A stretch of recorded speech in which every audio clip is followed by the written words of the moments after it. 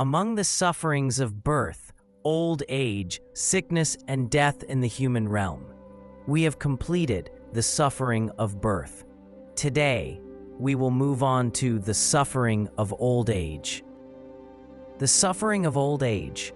While we immerse ourselves in endless and trivial worldly pursuits, the burden of aging quietly sneaks up on us, catching us off guard. People often favor youth, but few consider that old age will soon arrive. As Aryadeva says in the 400 stanzas on the Middle Way, youth lies behind and then, once more it is ahead. Though one imagines it will last, in this world it is like a race. As soon as youth fades, old age arrives. Although people wish to remain young forever and never grow old, youth is like a race against old age, and it quickly diminishes. Some individuals feel deep sadness when they grow old, lacking the courage to confront aging. This often stems from their failure to study the Dharma. Those who truly understand birth, sickness, old age, and death will accept aging and even death calmly, free from worry or sorrow. Many worldly individuals are spiritually barren and need to nourish themselves with the Dharma. Otherwise, accepting the inevitability of impermanence becomes difficult. In truth, birth, old age, sickness, and death are akin to the 4 seasons. They are natural laws that happen to everyone. Unfortunately, some people, clouded by ignorance, fail to grasp this, and when old age arrives, they cannot face it and suffer greatly.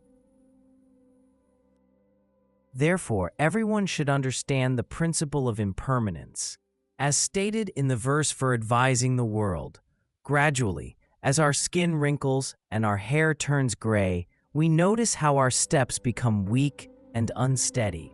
Even with halls filled with gold and jade, it is impossible to escape the decline brought about by aging and illness. Regardless of the many forms of happiness we may experience, impermanence inevitably arrives. The only path left is that of cultivating practice and wholeheartedly reciting the name of Buddha Amitabha. No matter how happy we are now, impermanence will come sooner or later. The only truly beneficial pursuit is Dharma practice, so we should dedicate our lives to practicing the Dharma, such as chanting the names of the Buddhas.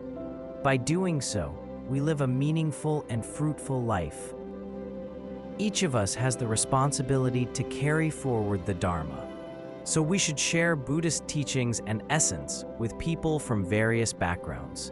Of course, individuals differ in their capacity to accept the Dharma, and we do not need to convert everyone to Buddhism. To spread the Dharma, ritual formality is not always necessary. Instead, we should aim to spread the Dharma through various means.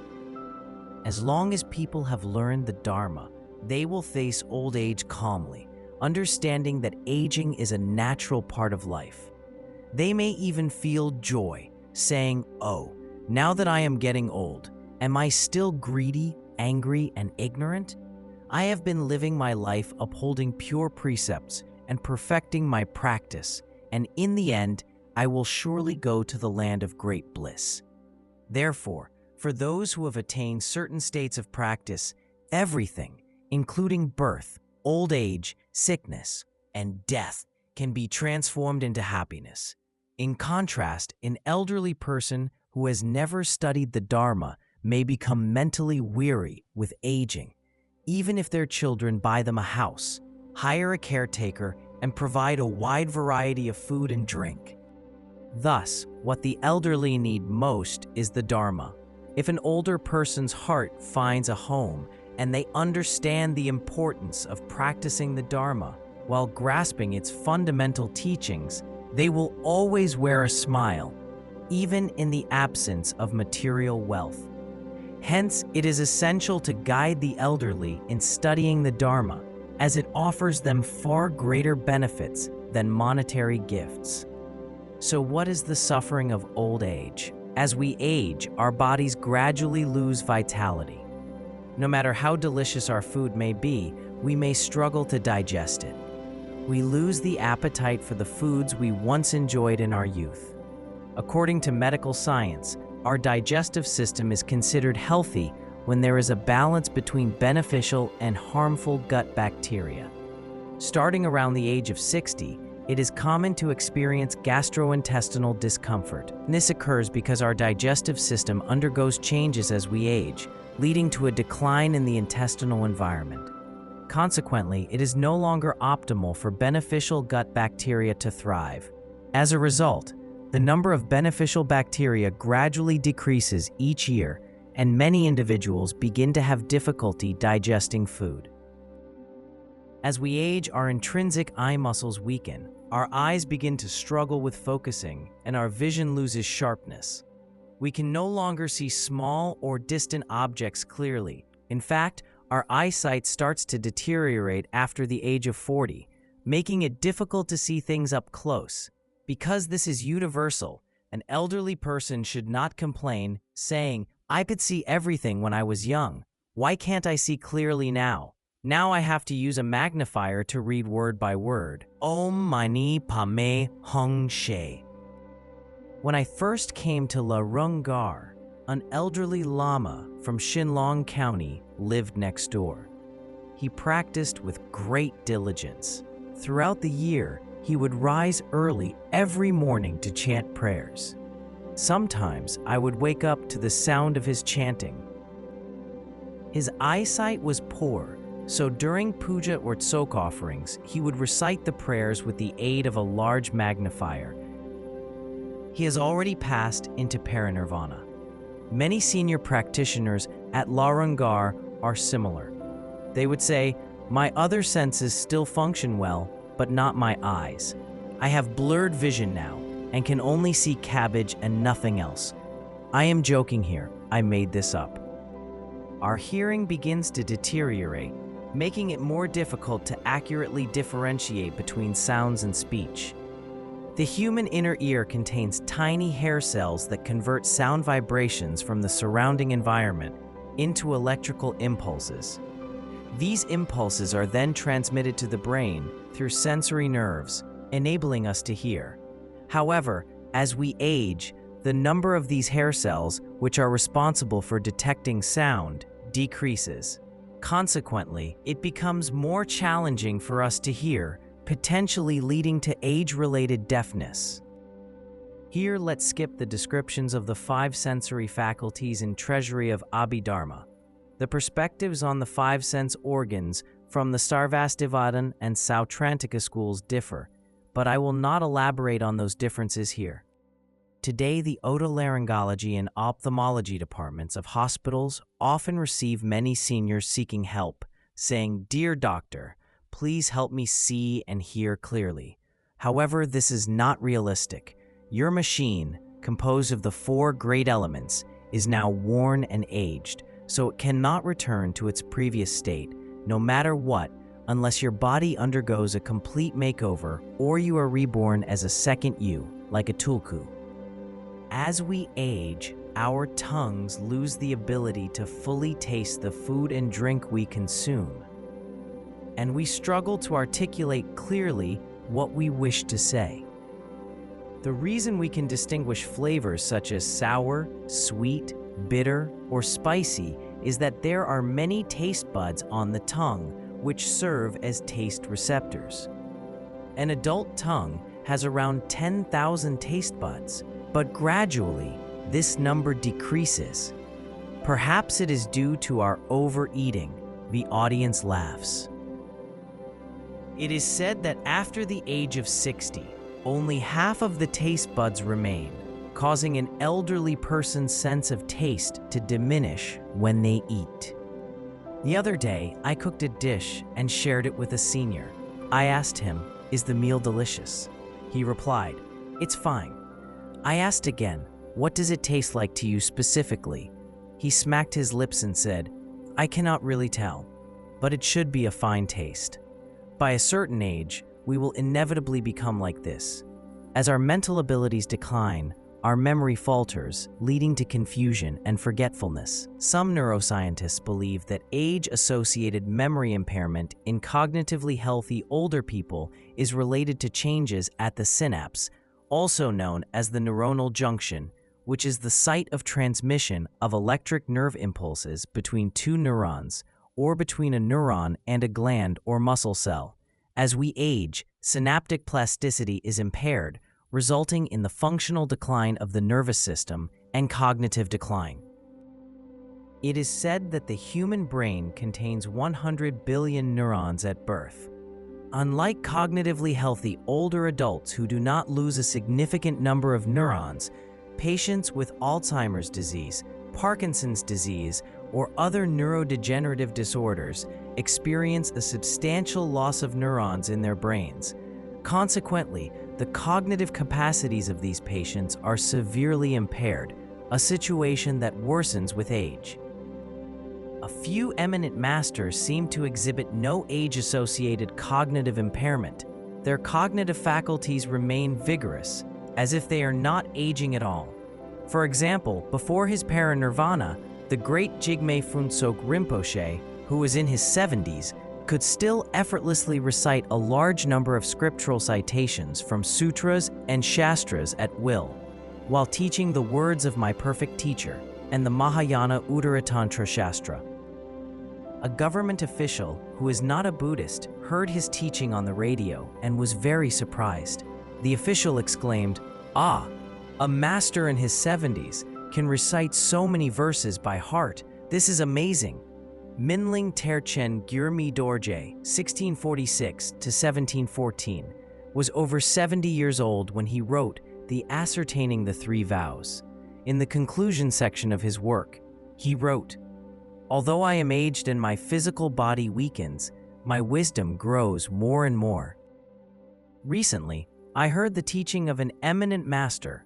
The master is nearly 80, yet he can recite many texts from memory, including Buddhist texts such as the root stanzas of the Middle Way and the Way of the Bodhisattva. In contrast, ordinary men in their 70s or 80s often struggle to express themselves clearly or concisely, let alone recite Buddhist texts.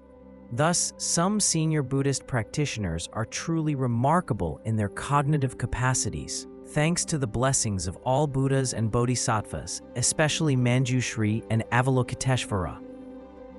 Not long ago, I watched a talk given by Master Benhuan when he was 103 years old, which is truly remarkable and beyond the reach of an ordinary person. Rongzom Choki Zangpo lived to 119 years old and Master Xu Yin to 120 years old. In this degenerate age, these eminent masters demonstrated their mastery over the four great elements through their extraordinary longevity. Therefore, a true practitioner does not experience significant age-related cognitive decline. For example, Khenpo Depa, who is currently writing a commentary on Longchenpa's treasury of pith instructions, brings no references with him except for a copy of Longchenpa's text. He simply resides in a city in the Han region and writes in retreat. He is about to complete his writing in a few days. Khenpo Depa's approach to writing differs from that of a typical writer, who must consult numerous references. Experienced practitioners like Khenpo Depa have accumulated incredible wisdom throughout their lives, and it is essential for them to pass on this wisdom to future generations in written form. Thus, while eminent masters are still present in this world, their disciples should utilize various methods, such as supplications and questions, to request their teachings and writings. Around Mipham Rinpoche, there were several great masters who frequently asked him to write. Responding to their requests, Mipham Rinpoche authored a considerable number of Buddhist texts in accordance with the causes and conditions. One disciple, named Dargi, who was close to the great Jigme Phuntsok Rinpoche, to whom I am especially grateful, as many significant works written by the great Jigme Phuntsok Rinpoche were in response to his requests.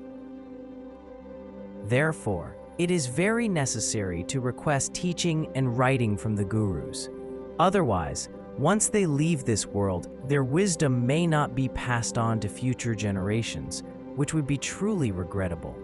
Gendon Chopal said, "When I depart from this world, it does not matter if my physical body is left behind. However, it is truly unfortunate if my supreme wisdom ceases to be accessible to anyone." He passed into parinirvana in 1951 at the age of 48.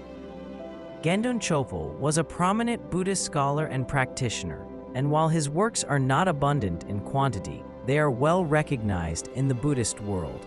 However, he was not renowned during his lifetime. Like other great masters, such as Mipam Rinpoche and Venerable Longchenpa, Gendon Chopal's wisdom was discovered and widely acknowledged after his parinirvana. Of course, there were also eminent masters who, while still alive, were venerated by many, and the nectar of their wisdom nourished countless beings. We just studied the suffering of old age from the perspective of the sensory faculties. Let's continue on this topic. As we age, our teeth may fall out, making it difficult to chew solid food, and our speech can become a garbled murmur that is hard to understand. Modern medical science suggests that after age 40, we produce less saliva, which can lead to dental problems such as severe gum infections that result in tooth loss and other oral health complications. As we grow older, our bodies lose warmth, making lightweight clothing insufficient for comfort. When the elderly wear less, they feel cold. Conversely, when they wear more, the garments can feel too heavy. It is a challenging situation. Therefore, we should provide special care for seniors. Chinese Seniors' Day coincides with the Double Ninth Festival, which falls on the 9th day of September in the lunar calendar. What specific activities should we engage in on that day? Many audience members shake their heads. So you're not aware? Recently, a senior Khenpo from Larangar delivered a speech to a group of Tibetan teachers at a school, emphasizing the importance of Tibetan as their mother language. During the speech, the Khenpo asked, "Do you know which day is International Mother Language Day?" No one could answer, and the Khenpo was disappointed. The answer is February 21st. Now, what day is the International Day of Older Persons? Who knows? The audience members look at each other, shaking their heads again. It is October 1st.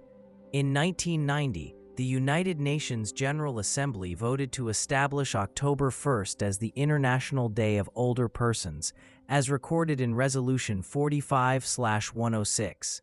The holiday was first observed on October 1st, 1991. While October 1st is also China's National Day, it is a special day for older persons around the world. On International Children's Day, which is commonly celebrated on June 1st in China, children dress up nicely.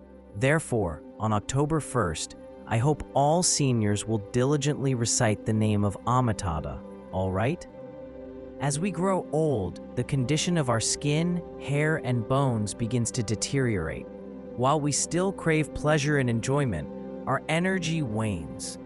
As our channels and energies decline, we become irritable and impatient. Despised by others, we experience sadness and despair. The imbalance of the body's elements results in numerous ailments and challenges. Even simple actions like walking and sitting become arduous struggles. I need not elaborate further on the suffering of old age. Many people understand it well.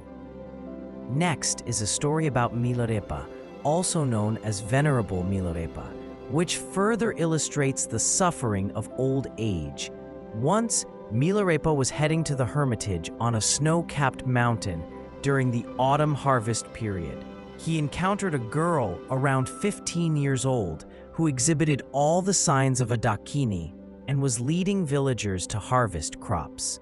Milarepa asked the girl for alms, and she gladly agreed, saying, "Please wait at the door of my house.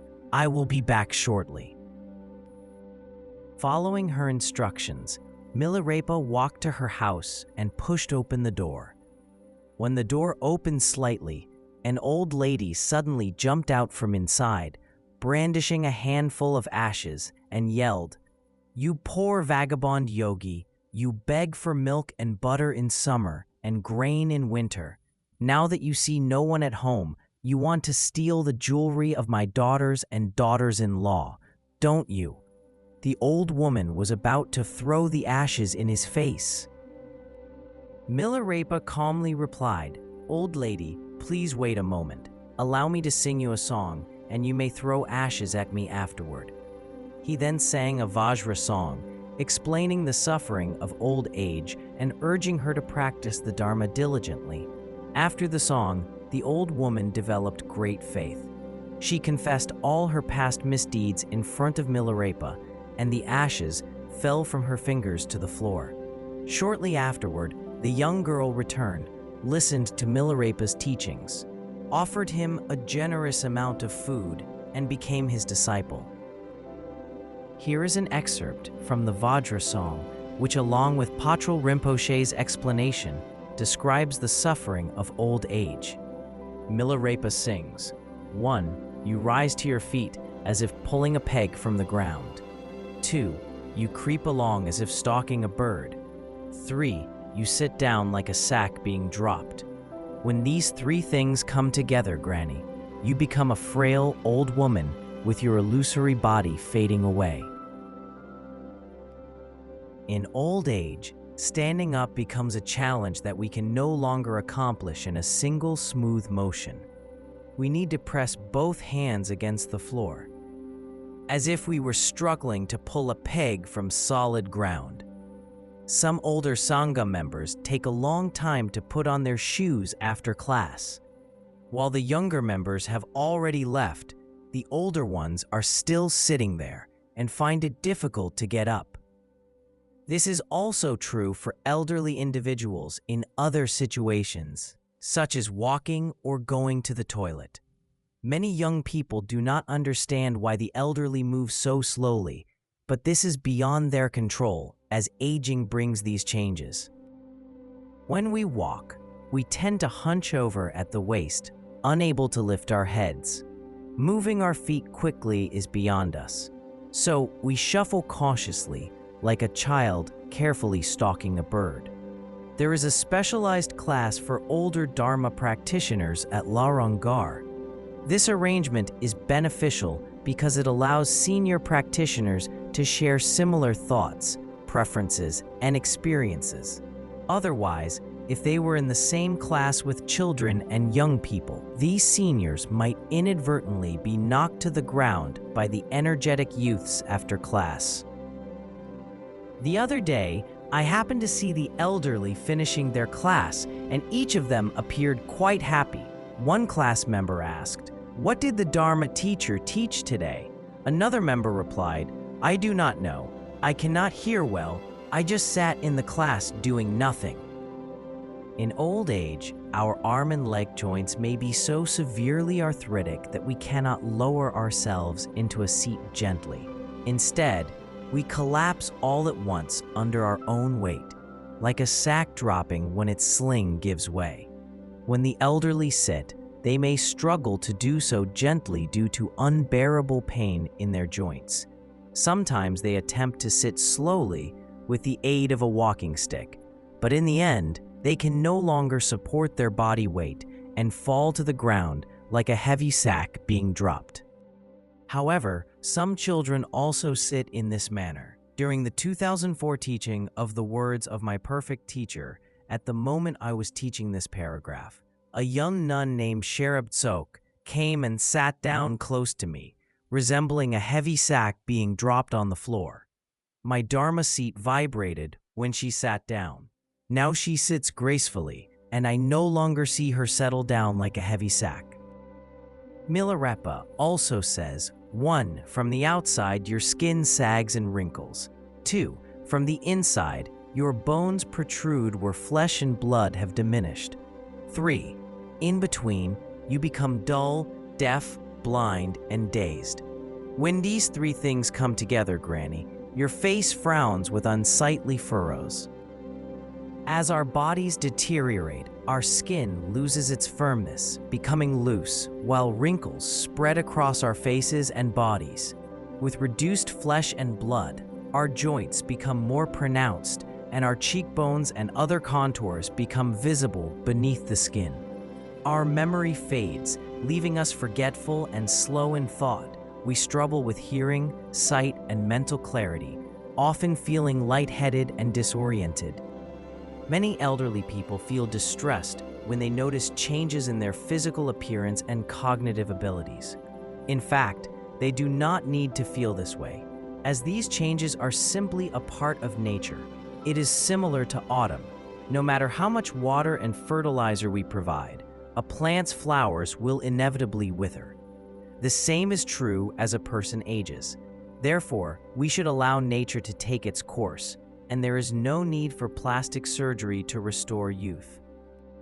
A few years ago, a woman in her 60s wanted to undergo breast plastic surgery, but the doctor was concerned that the procedure might be risky given her physical condition. The woman insisted on going through with the surgery regardless. When asked about her decision by a journalist, she stated, "I am willing to take the risk for the sake of looking pretty. The surgery will help me feel young and happy." Being pretty is not just for young people. Another man in his 80s underwent a cosmetic procedure to remove wrinkles. He told the journalist, "I like to work out and am in good health. The only issue is that I have too many wrinkles on my face, which does not look good. So I decided to seek help from a plastic surgeon. After all, everyone likes to look good." In 2007, a 62-year-old woman struggled to accept the reality of aging, so she opted for several cosmetic procedures, including breast augmentation and a facelift. Unfortunately, she died as a result of these surgeries. She did not inform her family about her plans. She told her husband that she would undergo a minor surgery costing Chinese yuan 6,000, when in fact, it had cost her Chinese yuan 250,000. In 2008, a 65-year-old woman from Nanjing requested a cosmetic procedure.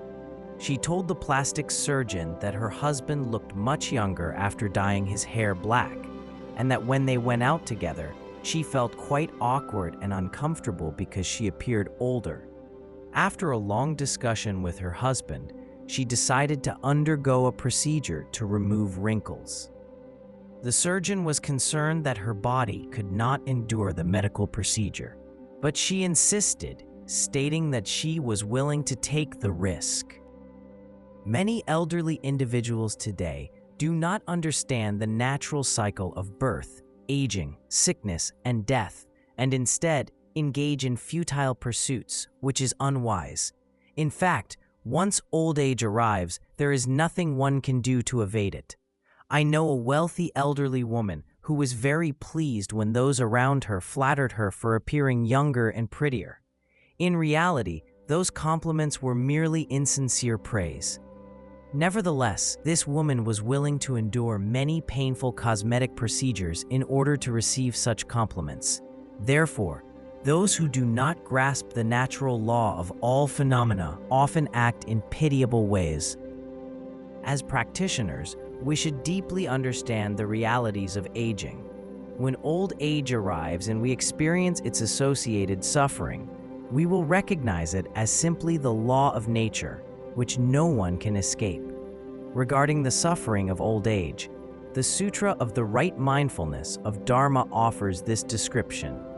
When oppressed by old age, one's body weakens and the mind becomes impaired. One creeps along, relying on a cane. The suffering is beyond verbal description. Therefore, as our five sense faculties gradually decline, the best course of action as a Buddhist is to recite the name of Amitabha and engage in virtuous deeds. If you refuse to face impermanence and insist on undergoing plastic surgery to restore your youth, your efforts will ultimately be in vain. While it is understandable for a young person to seek plastic surgery, it is noteworthy that 1/4 of plastic surgery clients in China are elderly individuals. This is something worth contemplating. Milarepa continues, 1. Your clothes are tattered and cumbersome. 2. Your food and drink are bland and cold. 3. You sit on your mat, propped up on all four sides with skins. When these three things come together, Granny, you resemble a realized yogi, trampled by men and dogs. As our physical vitality diminishes, we often lack the motivation to present ourselves at our best, leading us to wear clothing that is often worn out and shabby. Generally, as people age, they tend to lose interest in maintaining their appearance. However, it is worth noting that many elderly individuals today still enjoy dressing stylishly. Today, I met two of my middle school classmates. When we reminisced about the old days, I remarked, "We are getting old." One classmate named Nyingmat Ngöndro, who always enjoys joking, responded to me, "Yes, indeed.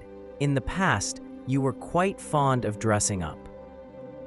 I asked in surprise, "You mean I liked dressing up?" He replied, "Yes, you did. You used to look at yourself in a small mirror during class." I protested, "No way, I was not a little girl." We debated this for a long time. I cannot recall doing that in the past, but it is hard to say. The audience laughs. It is a bit embarrassing, but now I do not even want to check myself in a mirror after class, let alone during class. This classmate of mine liked to talk during class to make everyone laugh, which the teachers really disliked. It seems he has not changed a bit. While we were having a meal together, he kept talking incessantly.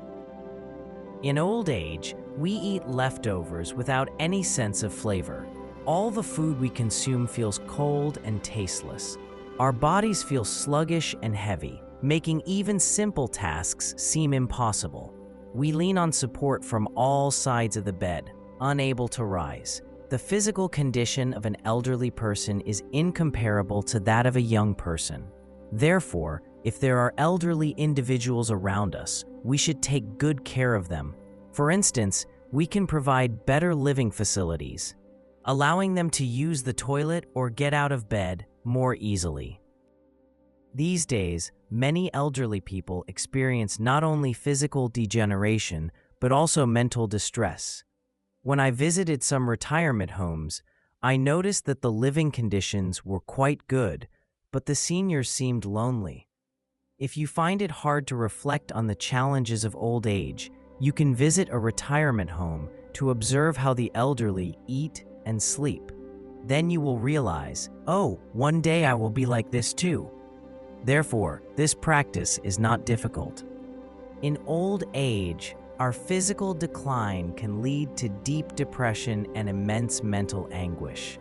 The radiance and charm of our faces fade, our skin becomes marked with wrinkles, and our foreheads bear the unattractive creases of irritation and discontent.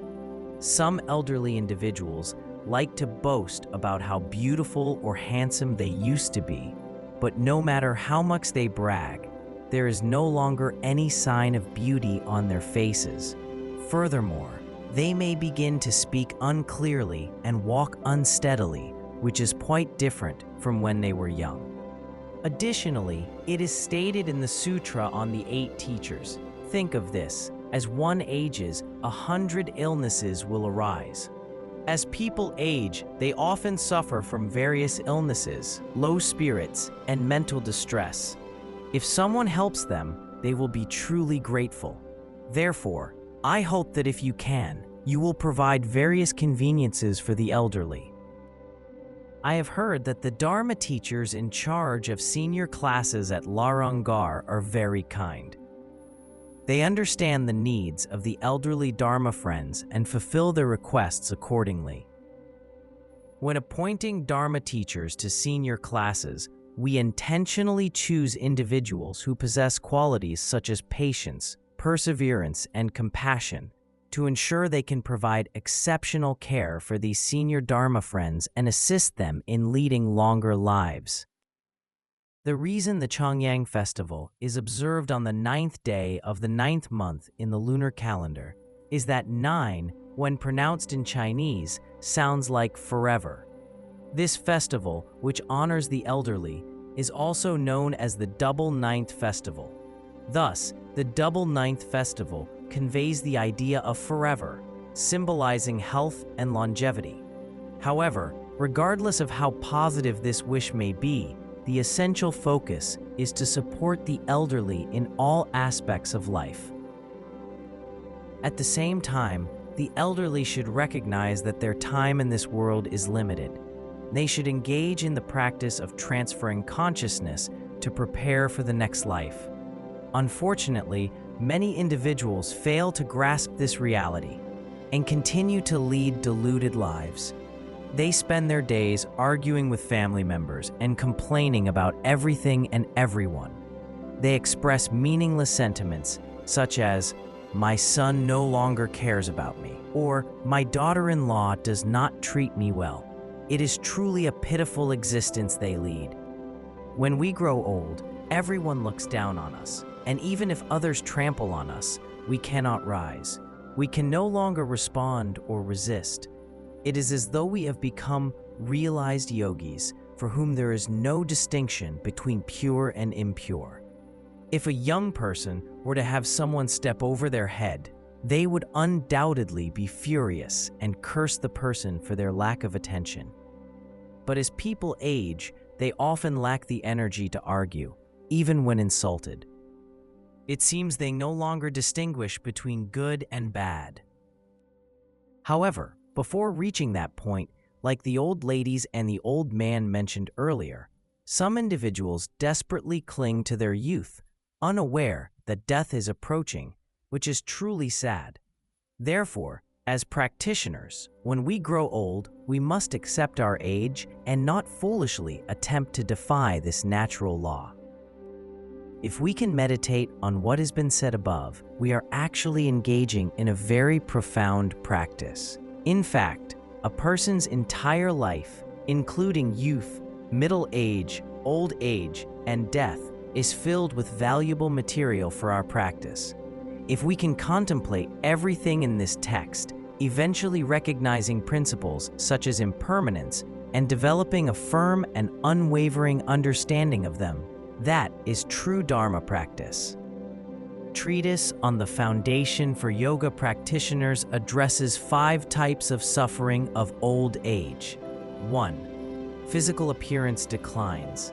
The curves of the body and the glamour of the face fade, and the youthful appearance is lost. 2.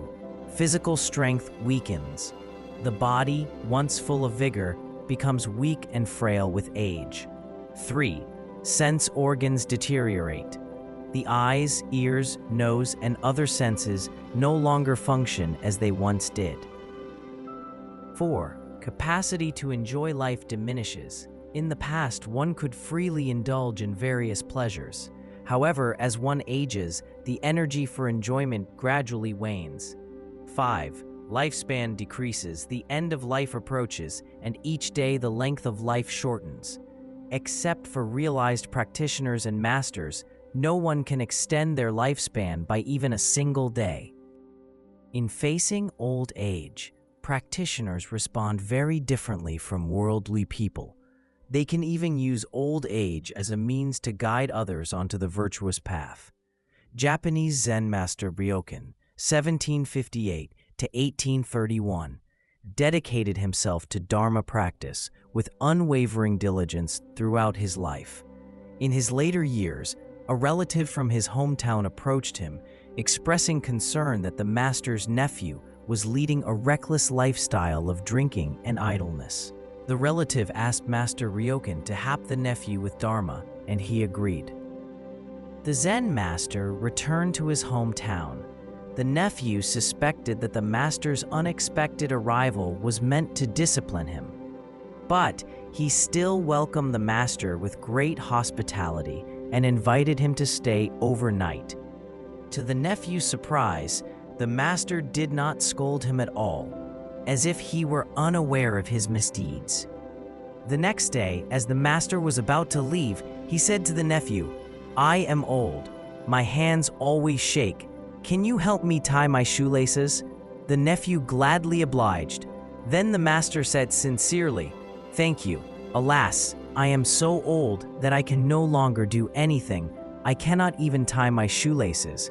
Take good care of yourself. While you are still young, you should behave properly and lay a solid foundation for your career." With that, the master departed, without mentioning a word about his nephew's wrongdoings. But from that day on, the nephew ceased his misdeeds and never indulged recklessly again. As you can see, some old Zen masters, due to a lifetime of practice, can inspire others with even their smallest actions. Thus, when you, senior Sangha members of Larangar, return to your hometowns, you should also avoid frequently getting angry when interacting with worldly people. You are old and may already resemble a wrathful deity, and you will seem even more wrathful when you become upset. Therefore, approach others with the smile of a wrathful deity. Do not assume that everyone should respect you simply because of your age. Sometimes, elderly individuals can be ill-tempered.